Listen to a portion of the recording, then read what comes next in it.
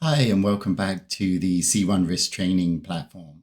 Today, we're going to be showing you how to set up your compliance dashboard for continuous monitoring for all of your audit or certification purposes. So for those of you who are familiar with our platform, you'll know that we are a compliance agnostic platform. We have about 100, more than 100 different global regulations and standards that you can access on the platform. So you can do certification or compliance for any regulation or standard that you need to adhere to, whether that's SOC 2, ISO 27001, HIPAA, GDPR, PCI, CMMC, and many, many more.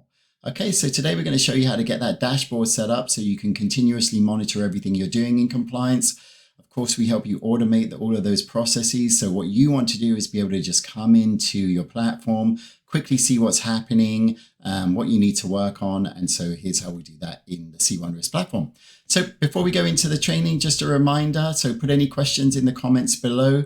And if you refer a friend or want to come and see some more about us, if you're here for the first time, come and see us at c1risk.com and we'll set you up on the platform. Thank you very much. Okay, here we go with the training. Okay, so here we are on the landing page. As just a reminder for everybody, we have SSO with Google, Okta, and Azure AD. So I'm just going to sign in. And we're going into our training platform today. And what we're going to do is start in that GRC library that I mentioned earlier. We're going to be working in ISO 27001. But just to notice, you see that we've got different obligations and standards here. Then you have access to a master library where you can look anything up and just add or select that whenever you want. All right, so let's start by, show you how we set up our dashboards. So as you come in here, you see I've got the beginnings of a dashboard, but I haven't added the data quite yet. So we're going to show you how quickly you can do that. So first for ISO, what we're going to do is we're going to go to the details section here, and we're going to set the audit period. So this is the period that we want to see the evidence for and all of our controls being implemented. And so what we're going to do is we're just going to come into edit. You see the audit and start date are here for you. So I'm just going to set an audit period of January 1 or collection period of January 1 through, let's say, August 31st. That's thinking maybe that we have our audit coming up in October. So getting everything collected by 8/31 so we can do internal audit, make sure that we're ready to go, so on and so forth. Okay. So now we've set that audit period. What we want to do is something that actually is required for ISO, but we encourage you to do this for any compliance that you're working on. So we're going to go into the control library. Here you see all the ISO controls. And what we're going to do is just select the ones that are applicable. So of course, in ISO, you have to create a statement of applicability report and show which controls are and which ones are not applicable.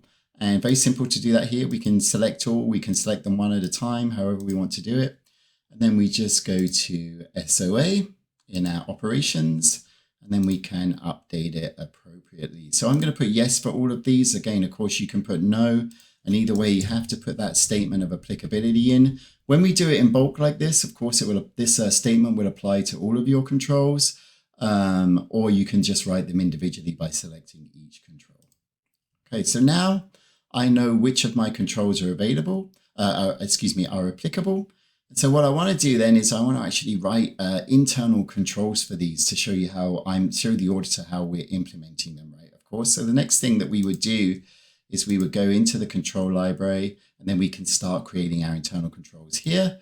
Or if we prefer to do a different action that actually gives us kind of a bulk approach to creating the controls, what we can do is we can again select all these controls in the control library.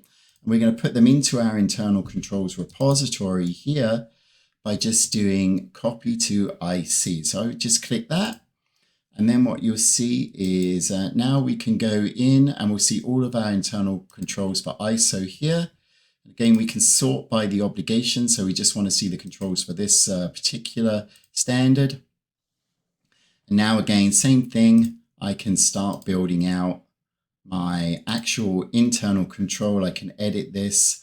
Note that it's connected back to my regulation, or my standard in this case, and I can start building the evidence trail so that we can validate the control. We can add risks to this, so on and so forth. Okay, but we'll do those in later trainings. We're going to stay focused on the dashboard first. So now that I've selected everything that's applicable, and now I've got my audit period set up, I'm just going to go back to my summary tab here. And now what I'm going to do is just select refresh.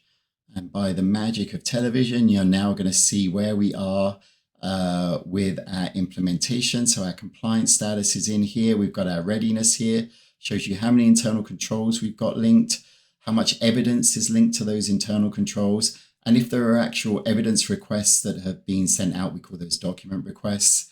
And again, then it just shows you that kind of implementation status of how many controls are implemented, and then where we are in the compliance evidence collection process, how many evidence records are opened, submitted for approval, and approved. So as you can see, we're just beginning here, but we do have some submitted. We also manage any findings or issues, and then risk mitigation subsequently. You'll be able to see that in the platform. And again, as you begin to collect evidence, as you begin to build out your internal controls, you'll be able to see exactly what you're doing, where you are in your process, what types of controls you have, and where they, how often you're collecting them as needed, quarterly, so on and so forth. And that should give you everything you need to get ready in a very, very efficient manner for any certification or audit or compliance regulations. So, okay, well, that concludes our training for today. I hope you like these dashboards and see how useful they can be in getting ready for any kind of compliance obligation. And so once again, just come and see us. If you have any questions, put them in the comments below, or reach out to us at www.c1risk.com. Thanks very much.